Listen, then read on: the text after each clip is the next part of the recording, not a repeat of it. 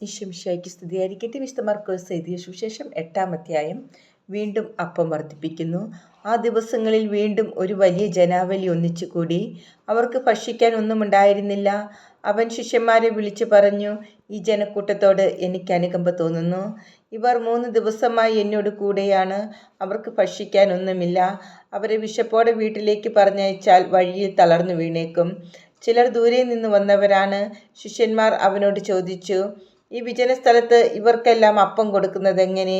അവൻ ചോദിച്ചു, നിങ്ങളുടെ പക്കൽ എത്ര അപ്പമുണ്ട്? 7 എന്നവർ പറഞ്ഞു. അവൻ ജനക്കൂട്ടത്തോട് നിലത്തിരിക്കാൻ ആജ്ഞാപിച്ചു.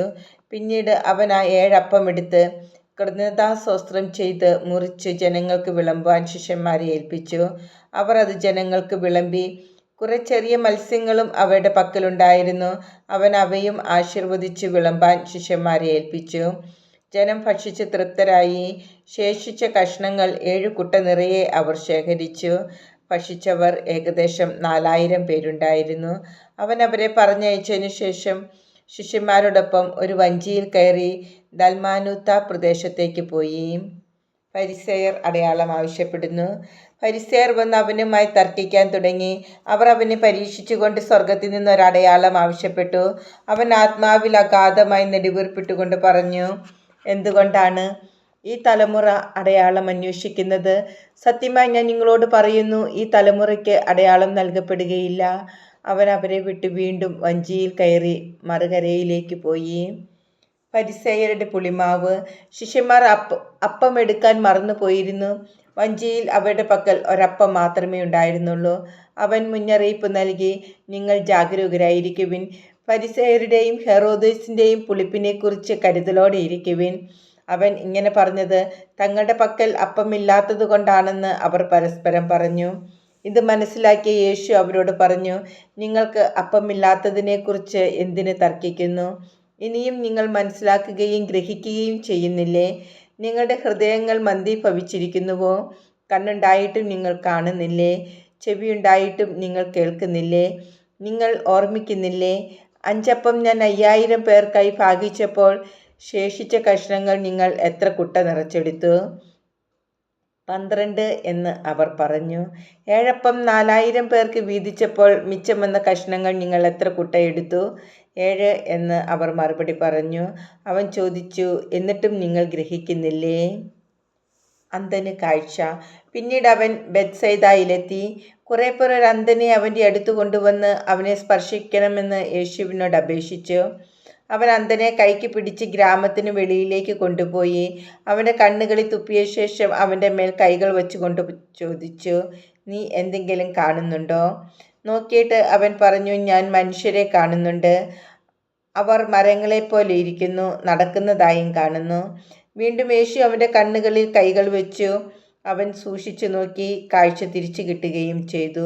അവൻ എല്ലാ വസ്തുക്കളും വ്യക്തമായി കണ്ടു. ഗ്രാമത്തിൽ പ്രവേശിക്കുക പോലും ചെയ്യരുത് എന്ന് പറഞ്ഞ് യേശു അവനെ വീട്ടിലേക്ക് അയച്ചു.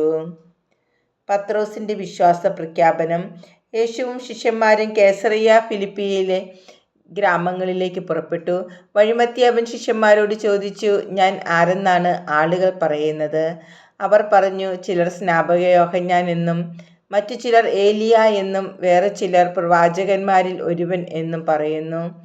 അവൻ ചോദിച്ചു, എന്നാൽ ഞാൻ ആരെന്നാണ് നിങ്ങൾ പറയുന്നത്? പത്രോസ് മറുപടി പറഞ്ഞു, നീ ക്രിസ്തുവാണ്. തന്നെക്കുറിച്ച് ആരോടും പറയരുതെന്ന് അവൻ അവരോട് കൽപ്പിച്ചു. പീഡാനുഭവവും ഉത്ഥാനവും. 1-ാം പ്രവചനം.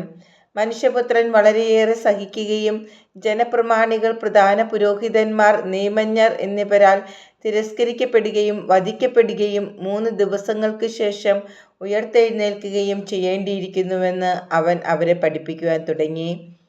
അവൻ ഇക്കാര്യം തുറന്നു പറഞ്ഞു. അപ്പോൾ പത്രോസ് അവനെ മാറ്റി നിർത്തിക്കൊണ്ട് തടസ്സം പറയാൻ തുടങ്ങി.